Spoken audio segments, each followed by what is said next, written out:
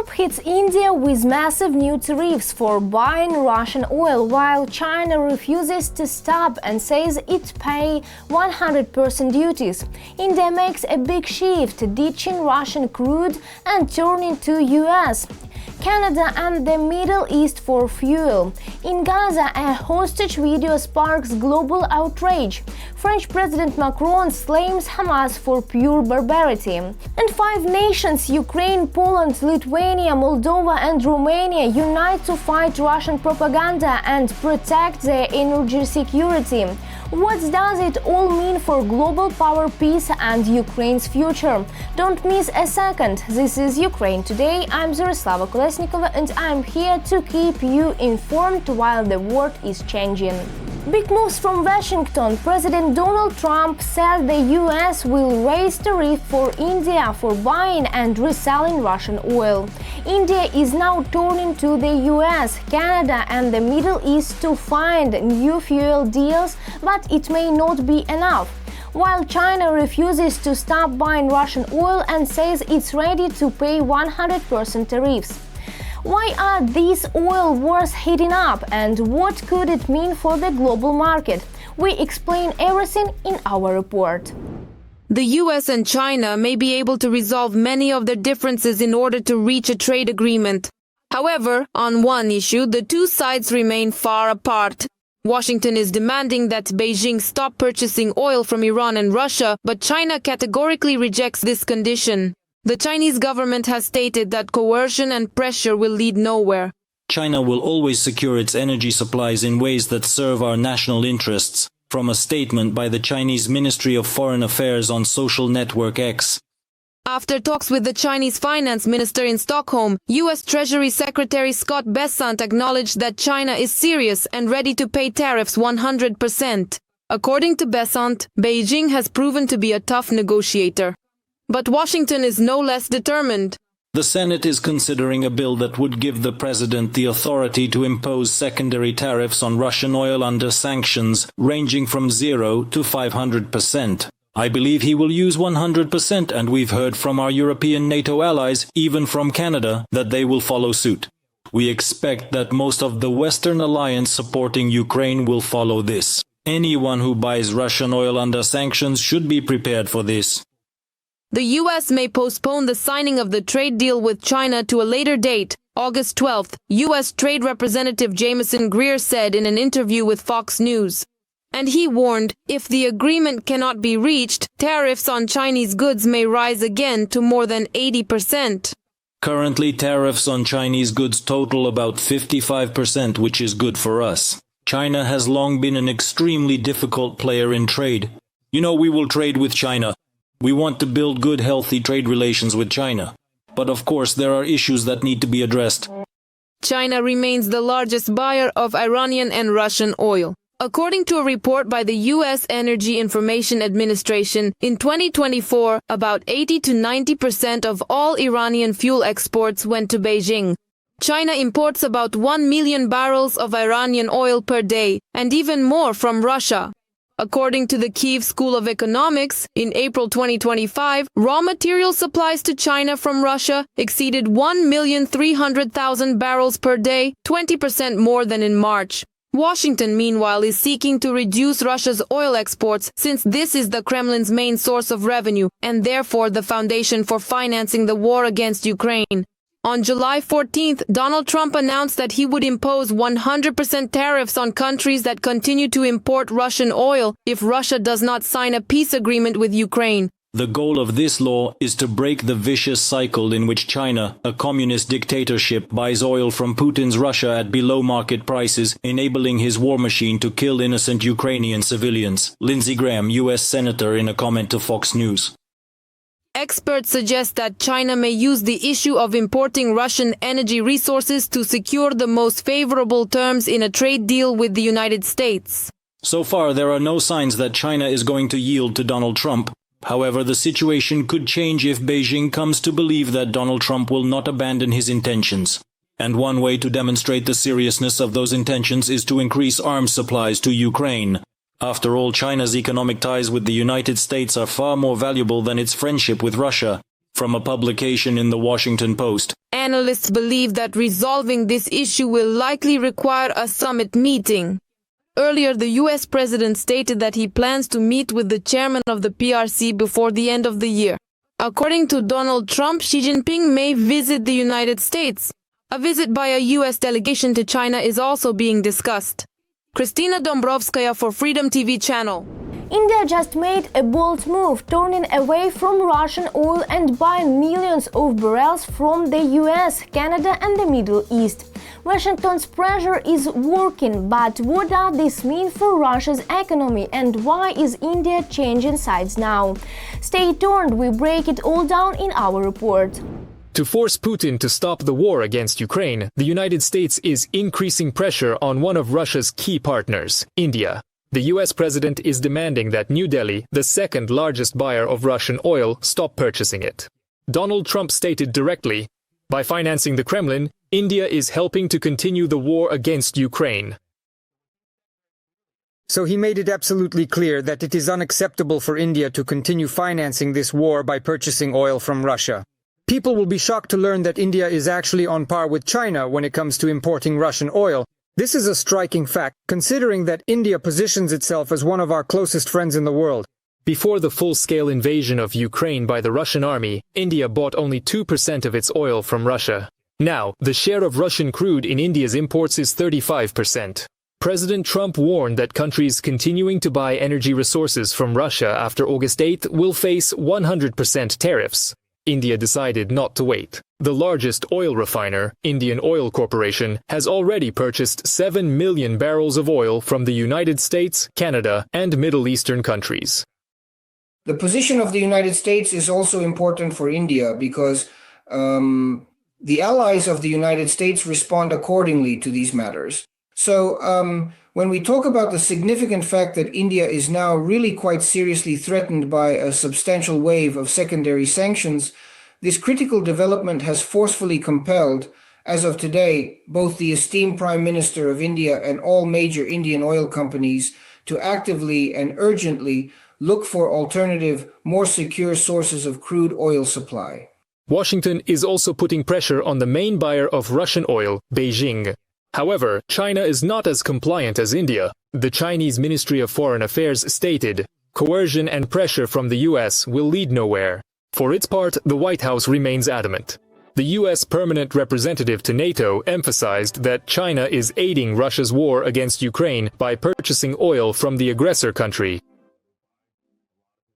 You know, they buy a lot of oil from them. They supply dual-use technologies that are used in the production of drones and other weapons. Thus, China is certainly supporting this war and allowing it to continue. And if China decided that it wanted peace and wanted to stop the killing, I think this war would end rather quickly. To circumvent restrictions on the export of Russian oil, Moscow is employing the so-called shadow fleet. According to journalists from the German TV channels NDR and WDR, it consists of at least 230 tankers that previously belonged to companies from the US and Europe. Half of these vessels are already under sanctions.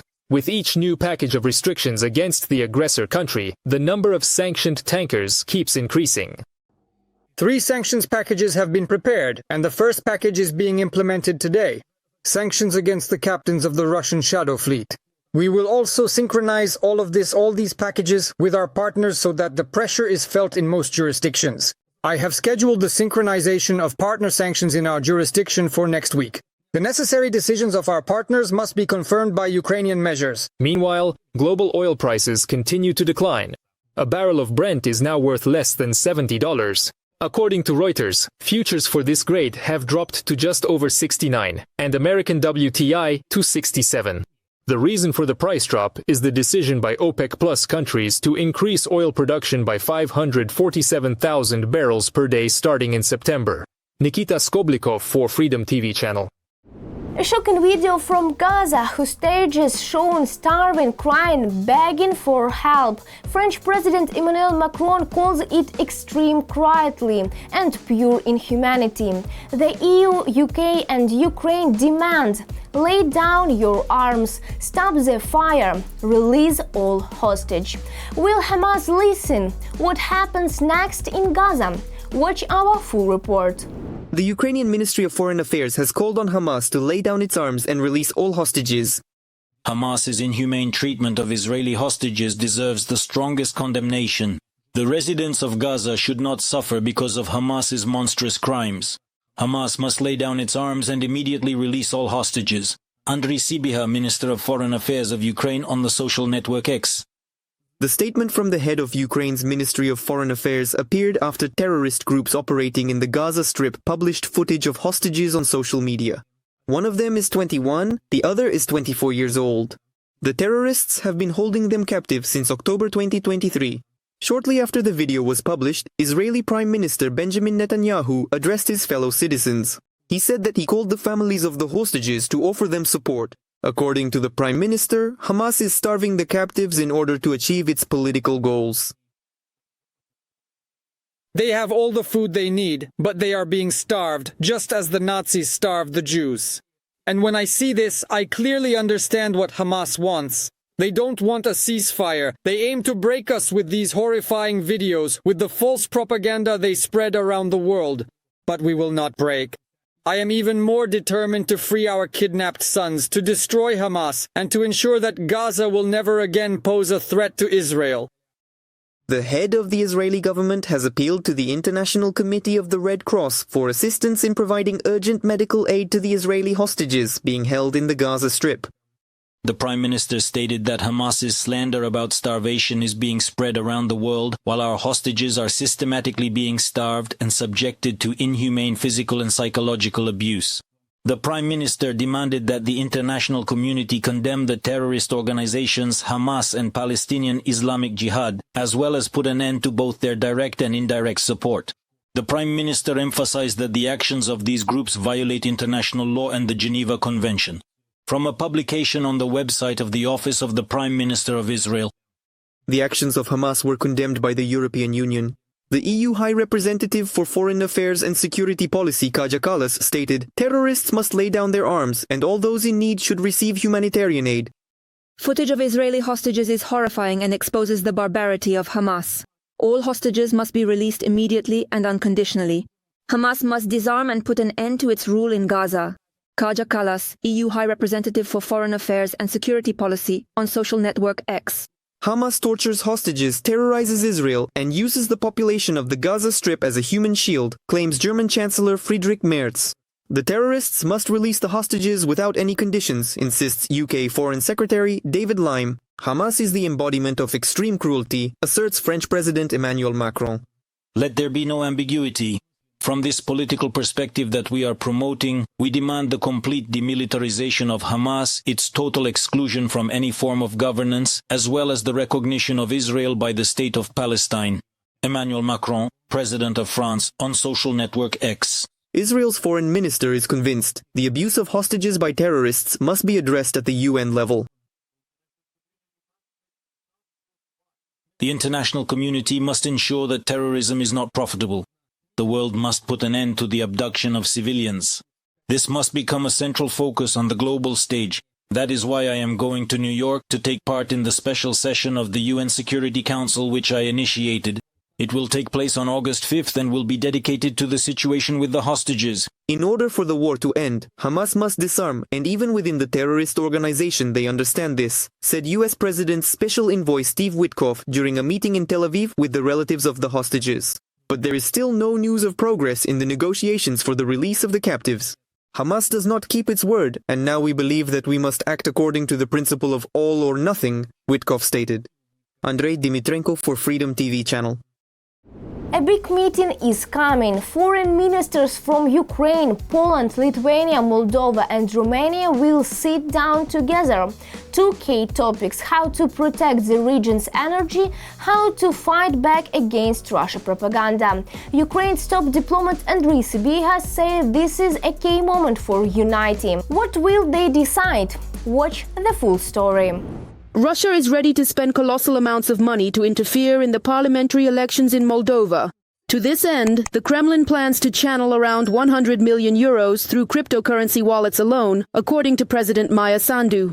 A disinformation campaign targeting voters from the Moldovan diaspora has already begun. Moscow's goal is to reduce voter turnout abroad or to encourage them to vote for forces controlled by Russia. This campaign is aimed at demoralizing diaspora voters in order to encourage them to stay home. These fabricated messages, disguised as legitimate European media, are intended to undermine trust in Moldova's democratic institutions and are an attempt to sow discord among Moldovan communities abroad.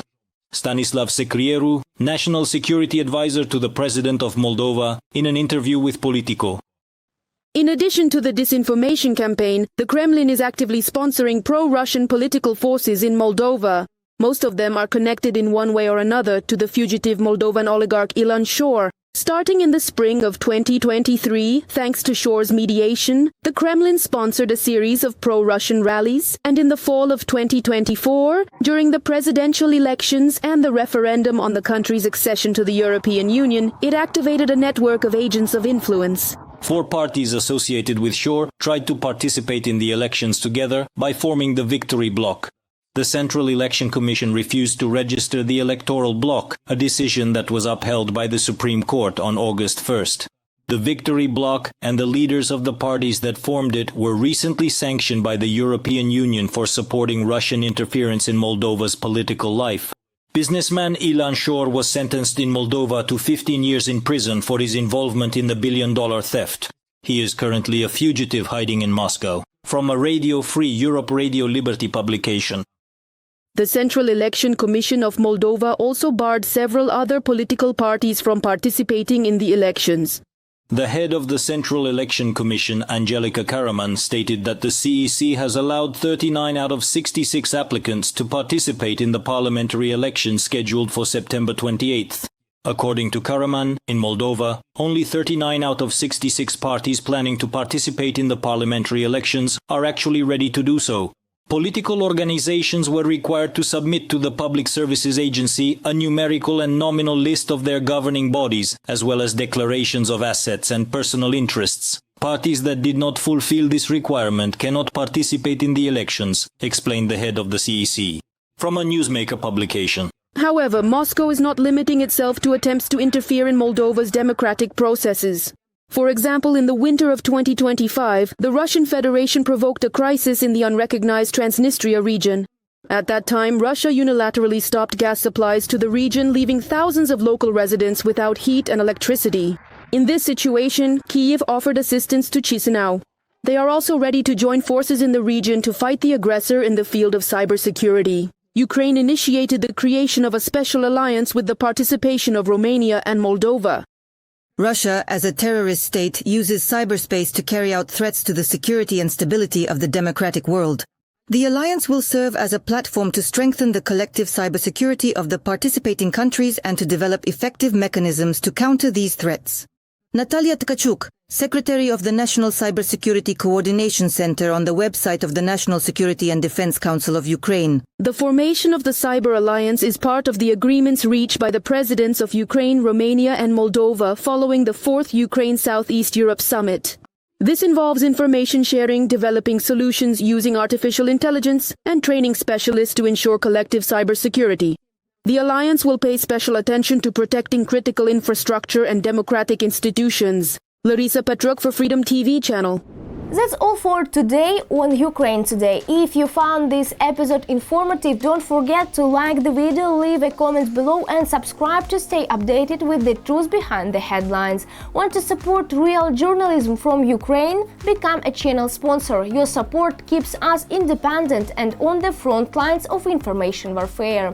Stay strong, stay informed, stay with Ukraine. See you in the next video.